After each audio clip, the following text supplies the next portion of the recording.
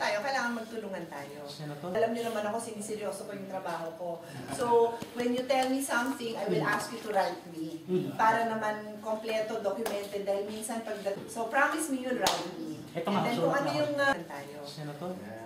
Pwede hong Sadali po lang, no? Paparesin ko na yung sulat. Kaya nga sabi ko, huwag kayong mahiya. Email nyo lahat ng pinag-usapan natin kasi isa lang ako, wala pa akong notes. Follow-up na lang sa By all means, follow it up para mabalikan natin lahat yung mga tanong nyo.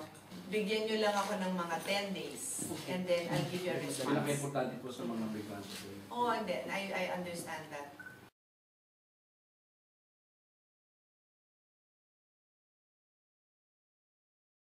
Tayo, kailangan magtulungan tayo. Senator? Pwede hong Sadali po lang, no? Paparesin ko na yung sulat. Tayo, kailangan magtulungan tayo. Senator?